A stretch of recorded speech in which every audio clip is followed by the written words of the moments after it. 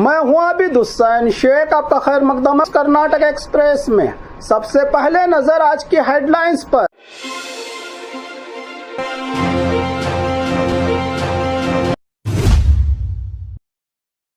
कर्नाटका में 56,432 सरकारी भर्तियों को मिली मंजूरी। बेंगलुरु में पासपोर्ट वेरिफिकेशन के लिए नए रूल्स लागू, बॉडी वर्न कैमरा अब जरूरी। फीस न देने पर हॉल टिकट रोकने वाली प्राइवेट स्कूल पर सख्त एक्शन की वार्निंग, बच्चों का अधिकार नहीं छीन सकता कोई भी।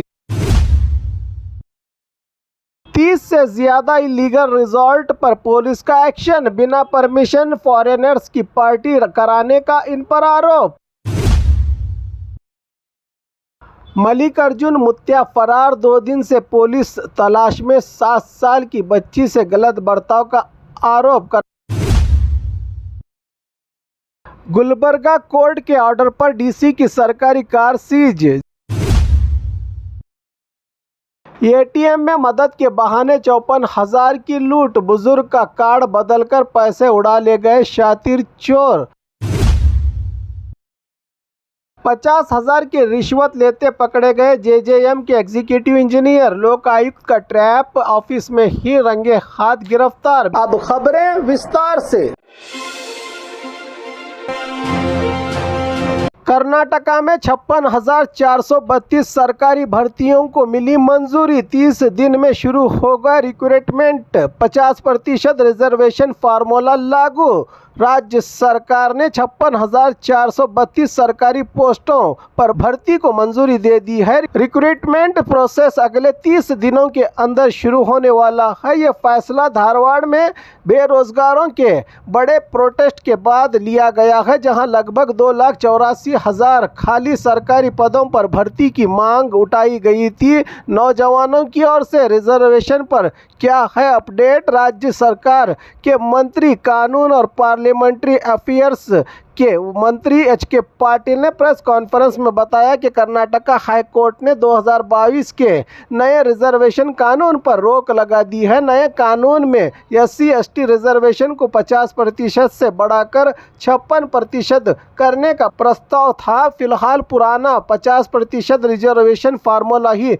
लागू रहेगा। राज्य में पुराने फार्मूले के मुताबिक 15% SC, 3% ST। अगर फ्यूचर में कोर्ट नया कानून मंजूर करता है तो रिजर्वेशन 17% SC वालों के लिए और 7% ST वर्ग वालों के लिए बढ़ सकता है। भर्तियों का ब्रेकडाउन इस तरह से है। 24,300 पदों को फाइनेंस डिपार्टमेंट ने मंजूरी दी है। 32,132 पोस्ट आर्टिकल 371(j) के तहत कल्याण कर्नाटका के कैंडिडेट्स के लिए रिजर्व की गई हैं। सरकार का बड़ा कदम। सरकार का कहना है कि यह फैसला प्रोटेस्ट, अदालती आदेश और संवैधानिक हदों को देखते हुए लिया गया है। रिक्रूटमेंट पूरी तरह से 50% रिजर्वेशन लिमिट के अंदर ही होगा। स्टेट सेक्रेटरीट जल्द ही डिटेल्ड नोटिफिकेशन जारी करेगा। कैबिनेट लेवल पर भी भर्ती प्रोसेस को तेजी से आगे बढ़ाने पर जोर दिया गया है। मंत्रियों की ओर से बेरोजगारों के लिए बड़ी खबर, सरकारी नौकरी का इंतजार अब खत्म होने जा रहा है आपका।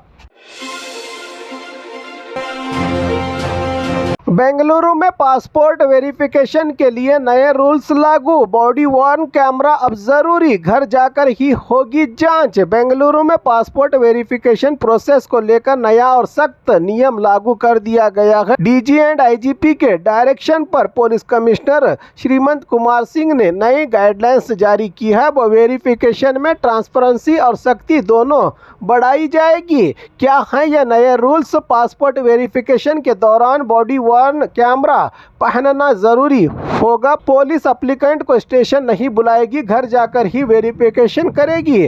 पड़ोसियों से पूछताछ और लोकल इंक्वायरी कंपलसरी। विजिट से पहले एप्लीकेंट को मैसेज और कॉल करके जानकारी देना होगा जरूरी। वेरिफिकेशन रिपोर्ट में देरी नहीं होनी चाहिए। हर हफ्ते डीसीपी वेरिफिकेशन रिपोर्ट्स का रिव्यू करेंगे।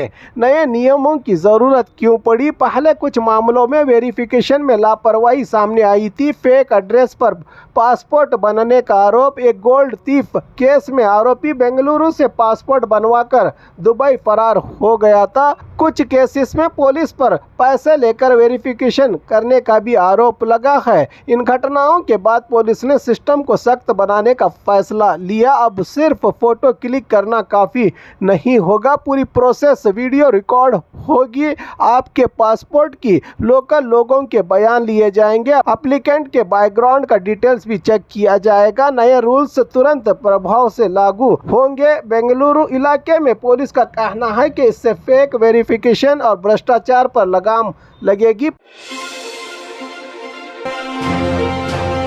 फीस न देने पर हॉल टिकट रोकने वाली प्राइवेट स्कूल पर सख्त एक्शन की वार्निंग। बच्चों का अधिकार नहीं छीन सकता कोई भी। कर्नाटक में प्राइवेट स्कूल्स के फीस को लेकर परेशान करने के मामले बढ़ते जा रहे हैं। एसएसएलसी और पीयूसी एग्जाम्स के करीब कुछ स्कूल्स पर आरोप है कि फीस न देने पर स्टूडेंट्स को बेइज्जत और जलील किया जा रहा है। स्कूल कैंपस में और हॉल टिकट देने में देरी या इनकार किया जा रहा है। शिक्षा विभाग ने साफ कहा है कि फीस के नाम पर किसी भी स्टूडेंट को हॉल टिकट से रोकना गलत और कानूनन अपराध है। ऐसा करने वाली स्कूल्स के खिलाफ कड़ी कार्रवाई होगी। गवर्नमेंट स्कूल्स में फीस का सिस्टम ही नहीं होता, इसलिए वहां ऐसी दिक्कत नहीं होती। हाँ, अगर मिनिमम अटेंडेंस रूल पूरा नहीं होता है स्टूडेंट का अलग बात है, लेकिन सिर्फ फीस वजह नहीं बन सकती एग्जाम से दूर रखने की। राज्य बाल अधिकार सुरक्षा आयोग ने भी इस मामले को गंभीरता से लिया है। एक केस में पेरेंट्स ने सीएम को लेटर लिखा था जिसमें हॉल टिकट देने से मना करने की शिकायत थी। आयोग ने स्कूल एजुकेशन डिपार्टमेंट को पत्र लिखकर स्पष्ट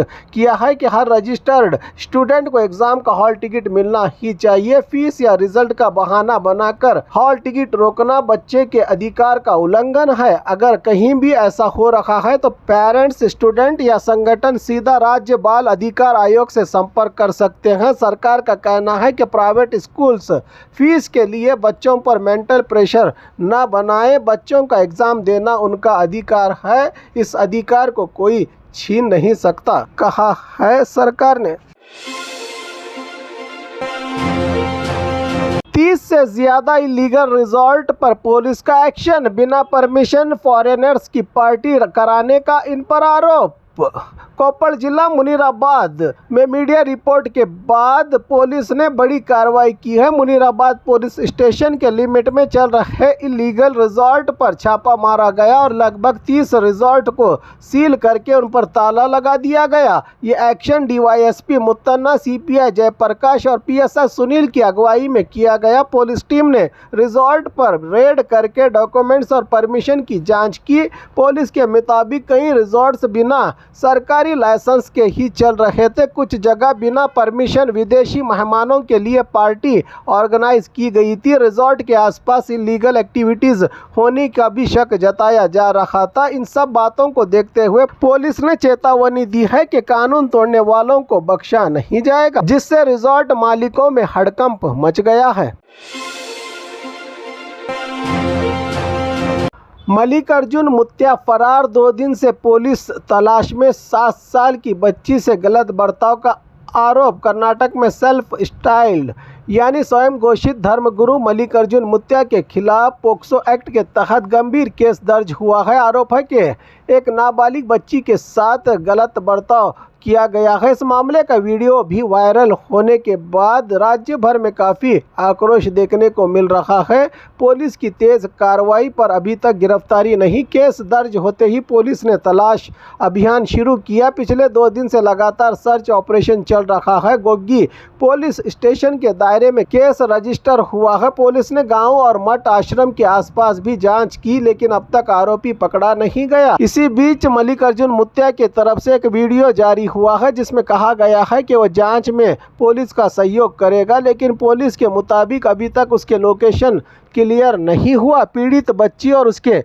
पेरेंट्स का बयान लिया जा रहा है। आज स्पॉट इंस्पेक्शन भी हो सकता है। पुलिस जांच कर रही है कि घटना जानबूझकर की गई थी या नहीं। सारी सच्चाई तो मल्लिकार्जुन मुत्या की गिरफ्तारी के बाद और पूछताछ के बाद ही सामने आएगी, जिसका सबको इंतजार है। गुलबर्गा कोर्ट के ऑर्डर पर डीसी की सरकारी कार सीज, जमीन मुआवजे में देरी का मामला। गुलबर्गा से एक बड़ी खबर सामने आई है। भू स्वाधीन लैंड एक्विजिशन के मुआवजे में देरी के मामले में कोर्ट के आदेश पर जिला कलेक्टर की सरकारी कार को सीज कर लिया गया है। जमीन अधिग्रहण का मुआवजा समय पर नहीं दिया गया था। इस पर कोर्ट ने सख्त रुख अपनाया। कोर्ट के ऑर्डर के बाद गुलबर्गा जिला कलेक्टर फौजिया तरन्नुम की ऑफिशियल कार जब्त कर ली गई है। सरकारी गाड़ी का नंबर KA 32G9990 बताया जा रहा है। ये गाड़ी गुलबर्गा डिस्ट्रिक्ट कमिश्नर की ऑफिशियल व्हीकल है। कोर्ट ने कहा है कि जब तक भू स्वाधीन का बचा हुआ मुआवजा क्लियर नहीं होता तब तक कार्रवाई जारी रहेगी। अब सबकी नज़र इस बात पर है कि मुआवजा कब तक जारी किया जाएगा और आगे क्या कानूनी विकास होता है।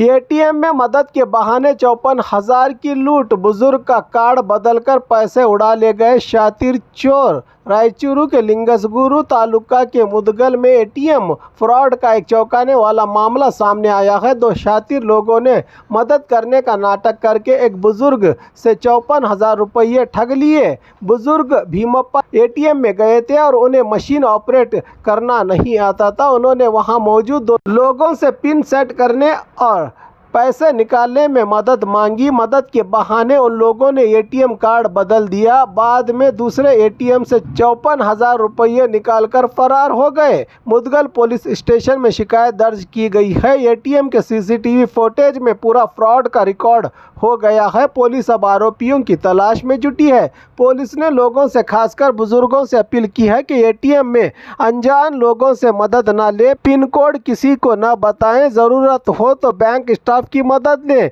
इस घटना ने एक बार फिर साबित कर दिया है कि ATM में सतर्क रहना बहुत ही ज़रूरी है।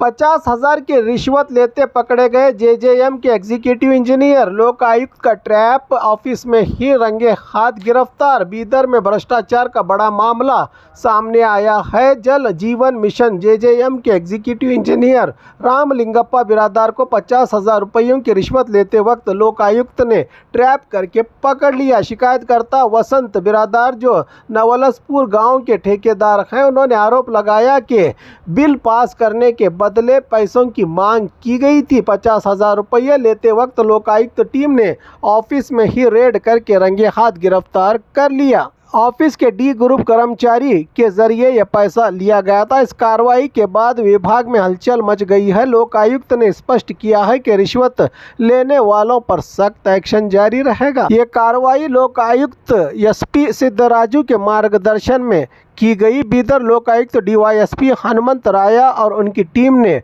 कामयाब ट्रैप किया।